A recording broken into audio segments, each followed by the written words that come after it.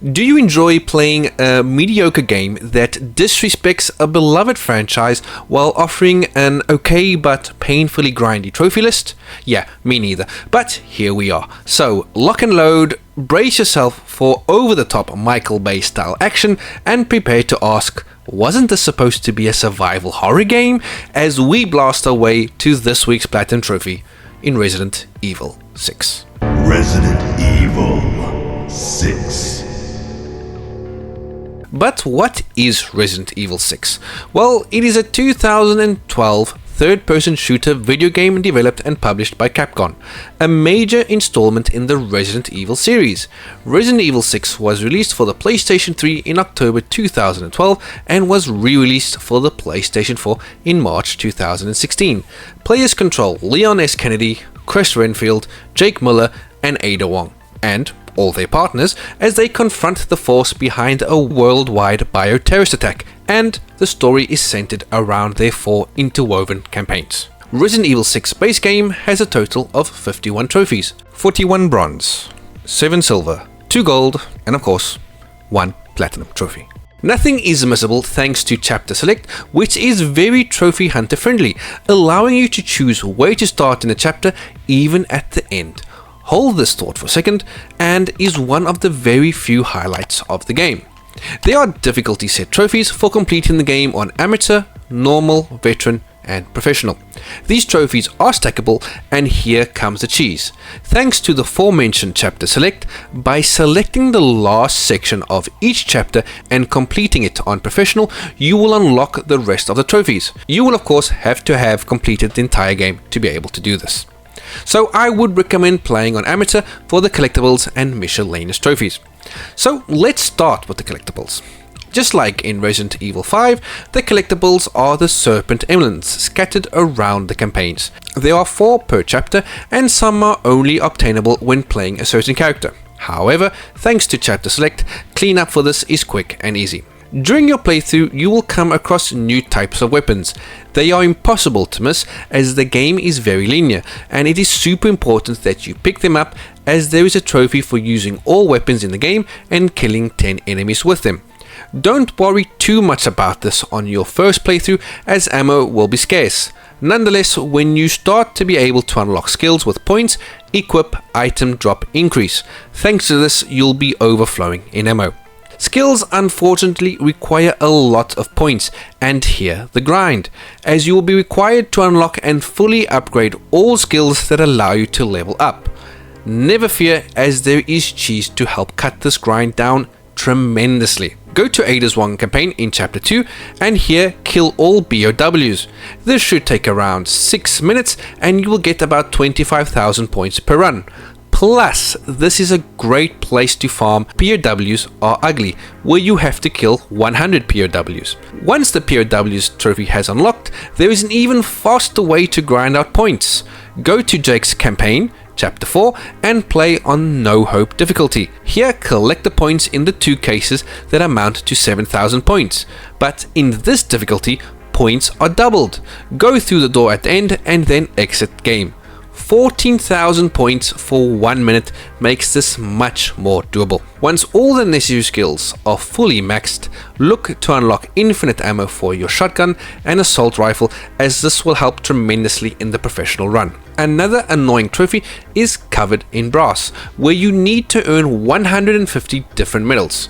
Medals can be earned in the campaign, and this is where you will earn the immense majority, and in the modes Agent Hunt and Mercenaries.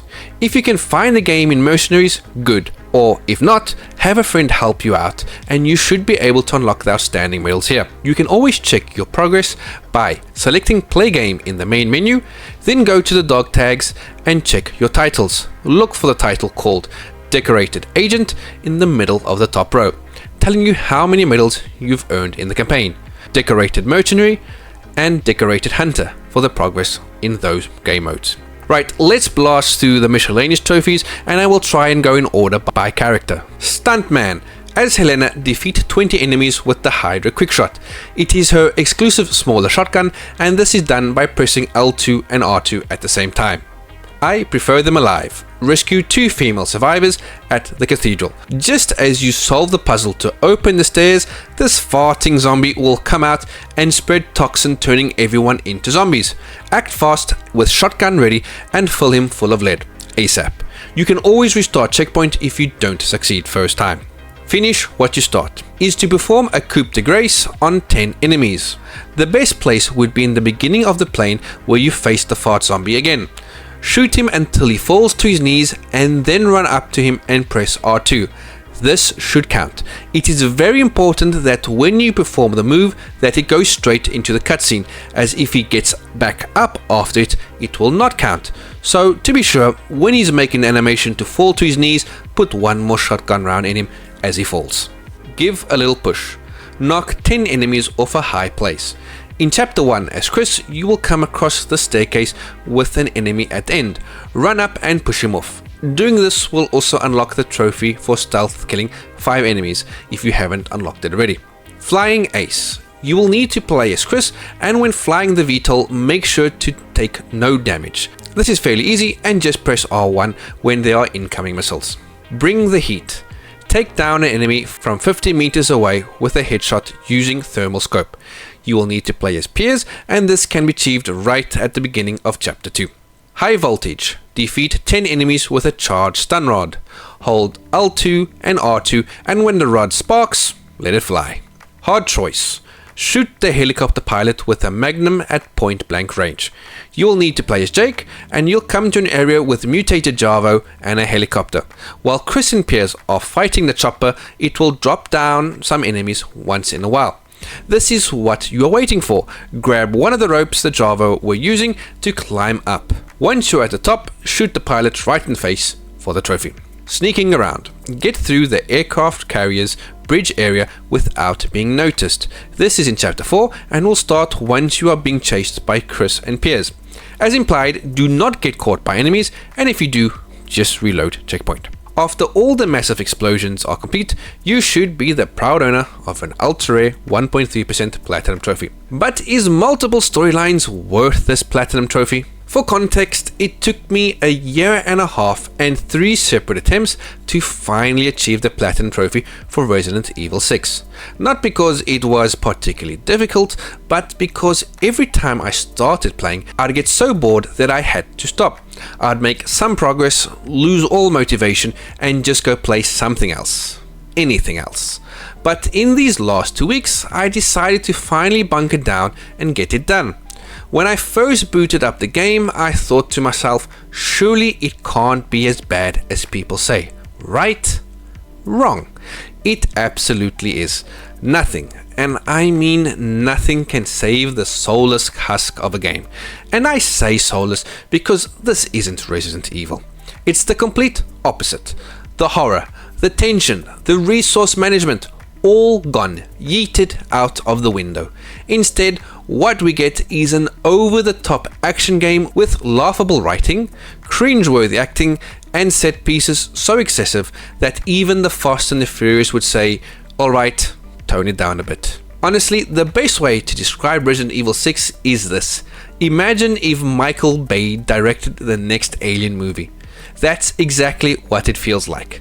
Explosions, cheesy one-liners, and a complete misunderstanding on what made the original franchise great. Resident Evil games have always had a certain charm to their storytelling. The writing was never great, but it had that so bad it's good quality that made it enjoyable. But here, every attempt at an emotional moment is so forced and over-dramatic that you have to physically hold onto your eyeballs to keep them from rolling out of your head. Chris's campaign in particular is laughably bad. I found the fact that he could punch a boulder in Resident Evil 5 more believable than anything happening in his story here.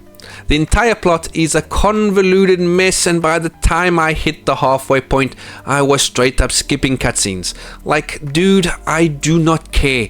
Just let me get through this already. Every campaign is the exact same. Zero horror, over-the-top action, and mechanics that are more frustrating than engaging. Take, for example, and I know it's a nitpick, the airplane sequence in Leon's campaign. As the plane is going down, It shakes violently at random intervals, making your character stumble and almost fall over. In theory, this should add to the tension, but in practice it happens way too often and just becomes an annoying gimmick. Then there's the knockdown mechanic, which might just be one of the worst design choices in the game. If you take too much damage at once, your character collapses onto the floor and lies there helplessly for several seconds. During this time, enemies can still attack you, and in the higher difficulties, this basically guarantees death. It doesn't add challenge, it just rips control away from you at the worst possible moment. Instead of making you feel like a capable survivor, the game just constantly finds ways to screw you over. So then arises the question, can the trophy list save this game? If it weren't for the exploits, absolutely not. At first glance, getting the platinum seems doable. 2 full playthroughs, some cleanup, and a bit of grinding. But trust me, after one playthrough, the thought of going through it all again felt soul-crushing. The idea of sinking another 20 plus hours into this game drained the life from me before I even started. Add in the ridiculous grind for skill points and the whole thing just becomes an endurance test. Thankfully, there's a light at the end of the tunnel.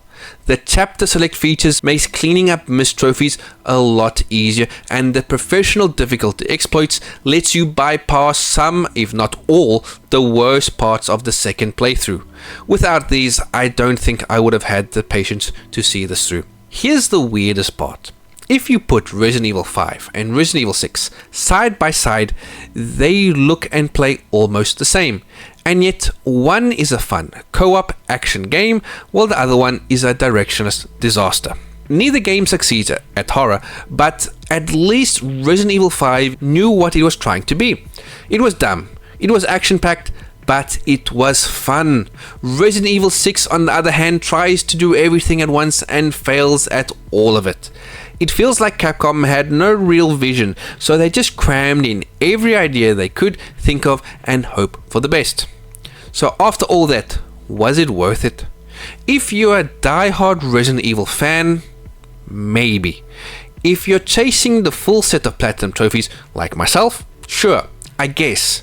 But if you're just looking for an enjoyable platinum to add to your collection, absolutely not.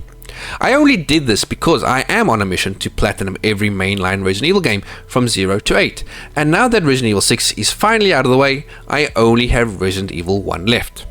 But if you're thinking of going for this platinum yourself, heed my warning.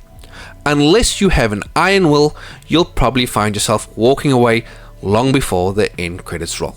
Resident Evil 6 Platinum Trophy is a 4 out of 10. You're a pretender!